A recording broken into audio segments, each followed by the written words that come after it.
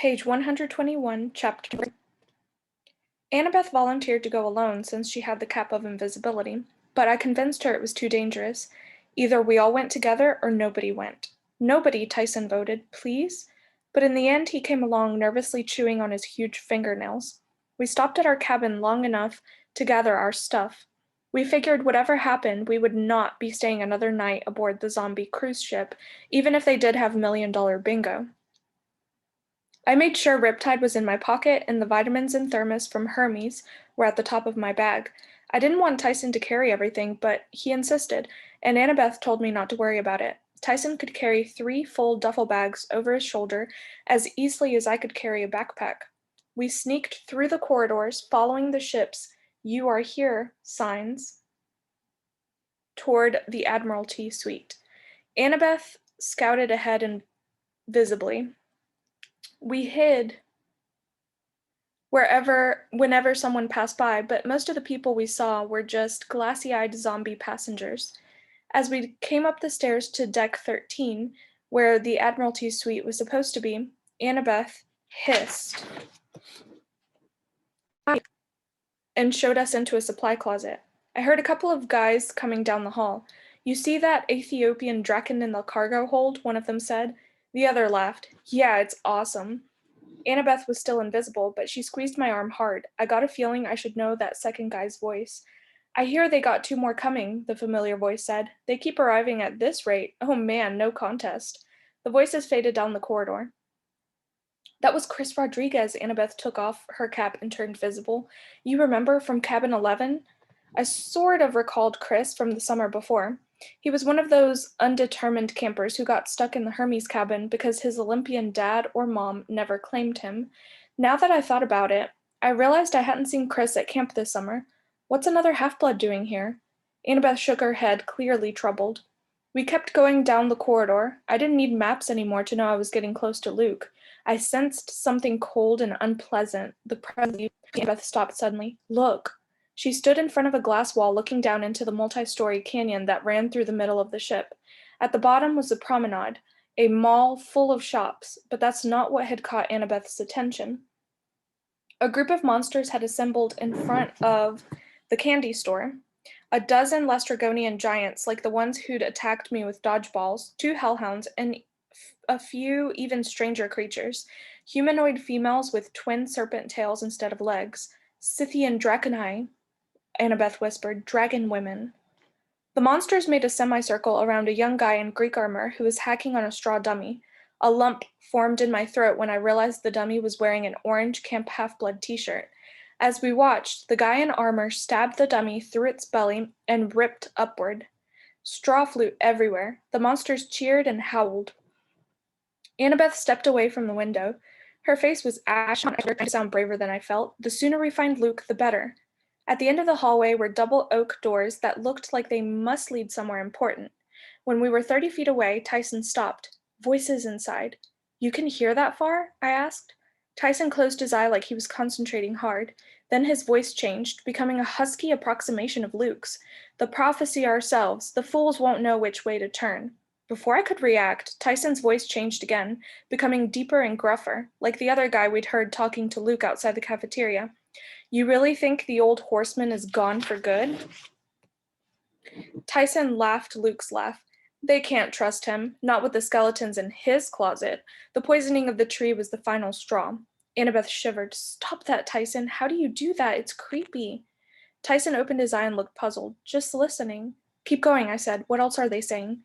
Tyson closed his eye again. He hissed in the gruff man's voice. "Quiet." Then Luke's voice whispering, "Are you sure?" "Yes," Tyson said in the gruff voice, "right outside." Too late, I realized what was happening. I just had time to say, "Run!" when the doors of the stateroom burst open, and there was fighters armed with javelins, their bronze tips aimed right at our chests.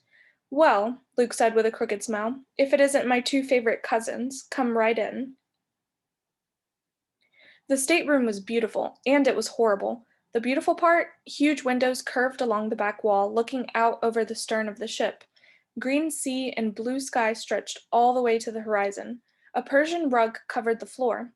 2 plush sofas occupied the middle of the room, with a canopied bed in one corner and a mahogany dining table in the other. The table was loaded with food: pizza boxes, bottles of soda, and a stack of roast beef sandwiches on a silver platter. The horrible part? On a velvet die at the back of the room was a 10-foot-long golden casket, a sarcophagus engraved with ancient Greek scenes of cities in flames and heroes dying grisly deaths. Despite the sunlight streaming through the windows, the casket made the whole room feel cold. "Well," Luke said, spreading his arms proudly, "a little nicer than Cabin 11, huh?" He'd changed since the last summer. Instead of Bermuda shorts and a t-shirt, he wore a button-down shirt, khaki pants, and leather loafers. His sandy hair, which used to be so unruly, was now clipped short.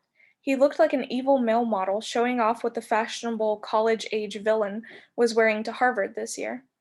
He still had the scar under his eye, a jagged white line from his battle with a dragon, and propped against the sofa was his magical sword Backbiter, glinting strangely with its half-steel, half-celestial bronze blade that could kill both mortals and monsters. "Sit," he told us. He waved his hand, and 3 dining chairs scooted themselves into the center of the room. None of us sat. Luke's large friends were still pointing their javelins at us. They looked like twins, but they weren't human. They stood about 8 feet tall, for one thing, and wore only blue jeans, probably because their enormous chests were already shag-carpeted with thick brown fur. They had claws for fingernails, feet like paws, their noses were snout-like, and their teeth were all pointed canines.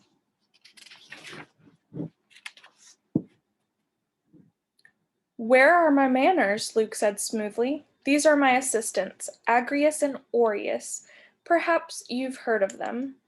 I said nothing. Despite the javelins pointed at me, it wasn't the bear twins who scared me.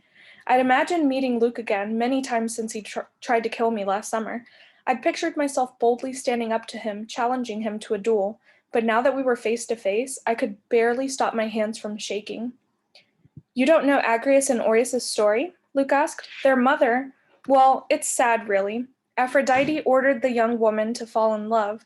She refused and ran to Artemis for help.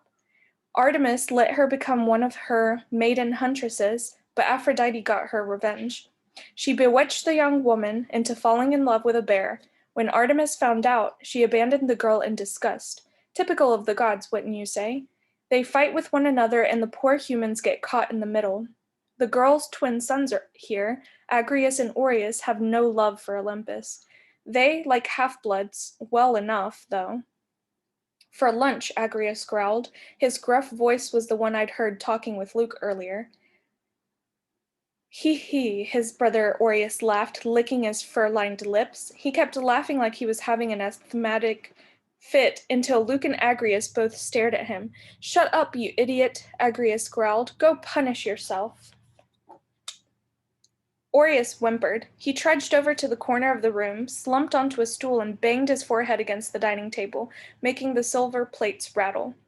Luke acted like this was perfectly normal behavior. He made himself comfortable on the sofa and propped his feet up on the coffee table. "Well, Percy, we let you survive another year. I hope you appreciated it. How's your mom? How's school?" "You poisoned Thalia's tree." Luke sighed. "Right to the point, eh? Okay, sure, I poisoned the tree. So what?" "How could you?" Annabeth sounded so angry I thought she'd explode. "Thalia saved your life, our lives. How could you dishonor her?" "I didn't dishonor her," Luke snapped. "The gods dishonored her, Annabeth. If Thalia were alive, she'd be on my side." "Liar!" "If you knew what was coming, you'd understand." "I understand you want to destroy the camp," she yelled. "You're a monster." Luke shook his head. "The gods have blinded you. Can't you imagine a world without them, Annabeth?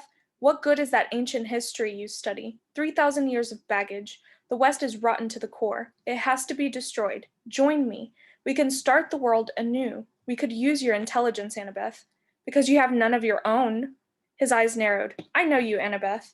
You deserve better than tagging along on some hopeless quest to save the camp.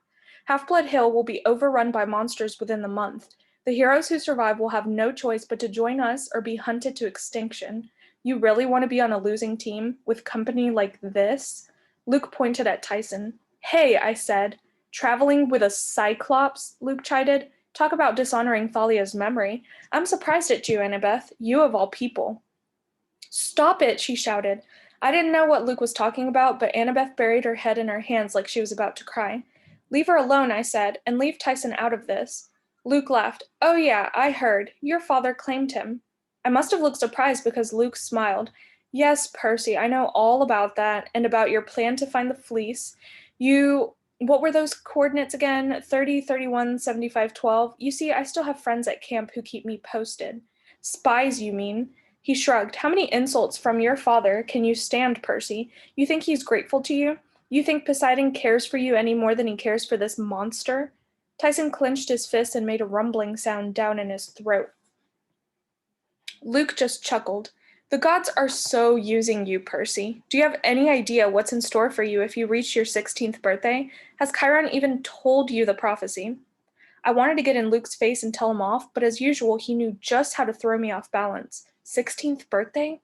I mean, I knew Chiron had received a prophecy from the oracle many years ago. I knew part of it was about me, but if I reached my 16th birthday, I didn't like the sound of that. I know what I need to know, I managed, like who my enemies are. Then you're a fool. Tyson smashed the nearest dining chair to splinters. Percy is not a fool. Before I could stop him, he charged Luke. His fist came down toward Luke's head, a double overhead blow that would have knocked a hole in titanium, but the Bear twins intercepted. They each caught one of Tyson's arms and stopped him cold. They pushed him back and Tyson stumbled. He fell to the carpet so hard the deck shook. Too bad, Cyclops, Luke said. Looks like my grizzly friends together are more than a match for your strength. Maybe I should let them. Luke, I cut in, listen to me. Your father sent us. His face turned the color of pepperoni. Don't even mention him. He told us to take this boat. I thought it was just for a ride, but he sent us here to find you. He told me he won't give up on you, no matter how angry you are. Angry? Luke roared. Give up on me? He abandoned me, Percy. I want Olympus destroyed. Every throne crushed to rubble. You tell Hermes it's going to happen, too. Each time a half-blood joins us, the Olympians grow weaker and we grow stronger. He grows stronger. Luke pointed to the gold sarcophagus. The box creeped me out, but I was determined not to show it. So I demanded, what's so special? Then it hit me, what might be inside the sarcophagus. The temperature in the room seemed to drop 20 degrees. Whoa, you don't mean... He is reforming, Luke said. Little by little, we're calling his life force out of the pit. With every recruit who pledges our cause, another small piece appears. That's disgusting, Annabeth said. Luke sneered at her. Your mother was born from Zeus's split skull, Annabeth. I wouldn't talk. Soon there will be enough of the Titan Lord so that we can make him a whole again. We will piece together a new body for him, a work worthy of the forges of Hephaestus. You're insane, Annabeth said. Join us and you'll be rewarded. We have powerful friends, sponsors rich enough to buy this cruise ship and much more. Percy, your mother will never have to work again. You can buy her a mansion. You can have power, fame, whatever you want. Annabeth, you can realize your dreams of being an architect. You can build a monument to last 1,000 years, a temple to the lords of the next age. Go to Tartarus, she said. Luke sighed. A shame. He picked up something that looked like a TV remote and pressed a red button. Within seconds, the door of the stateroom opened and 2 uniformed crew members came in, armed with nightsticks. They had the same glassy-eyed look as the other mortals I'd seen, but I had a feeling this wouldn't make them any less dangerous in a fight. Ah, good. Security, Luke said. I'm afraid we have some stowaways. Yes, sir, they said dreamily. Luke turned to Aureus. It's time to feed the Ethiopian draken. Take these fools below and show them how it's done. Aureus grinned stupidly. Hee. He let me go too, Agrius grumbled. My brother is worthless. That Cyclops is no threat, Luke said. He glanced back at the golden casket as if something were troubling him. Agrius, stay here. We have important matters to discuss. But, Aureus, don't fail me. Stay in the hold to make sure the draken is properly fed. Aureus prodded us with his javelin and herded us out of the stateroom, followed by the 2 human security guards. As I walked down the corridor with Aureus's javelin poking me in the back, I thought about what Luke had said, that the Bear twins together were a match for Tyson's strength, but maybe separately. We exited the corridor amidships and walked across an open deck lined with lifeboats. I knew the ship well enough to realize this would be our last look at sunlight. Once we got to the other side, we'd take the elevator down into the hold and that would be it. I looked at Tyson and said, "Now." Thank the gods he understood. He turned and smacked Orius 30 feet backward into the swimming pool, right into the middle of the zombie tourist family. "Ah," the kids yelled in unison, "we are not having a blast in the pool." One of the security guards drew his nightstick, but Annabeth knocked the wind out of him with a well-placed kick. The other guard ran for the nearest alarm box. "Stop him," Annabeth yelled, but it was too late. Just before I banged him on the head with a deck chair, he hit the alarm. Red lights flashed, sirens wailed. "Lifeboat," I yelled. We ran for the nearest one. By the time we got the cover off, monsters and more security men were swarming the deck, pushing aside tourists and waiters with trays of tropical drinks. A guy in Greek armor drew his sword and charged, but slipped in a puddle of pina colada. Lastrygonian archers assembled on the deck above us, notching arrows into their enormous bows. "How do you launch this thing?" screamed Annabeth. A hellhound leaped at me, but Tyson slammed it aside with a fire extinguisher. "Get in," I yelled. I uncapped Riptide and slashed the first volley of arrows out of the air. Any second we would be overwhelmed. The lifeboat was hanging over the side of the ship, high above the water. Annabeth and Tyson were having no luck with the release pulley. I jumped in beside them. "Hold on," I yelled, and I cut the ropes. A shower of arrows whistled over our heads as we free fell toward the ocean.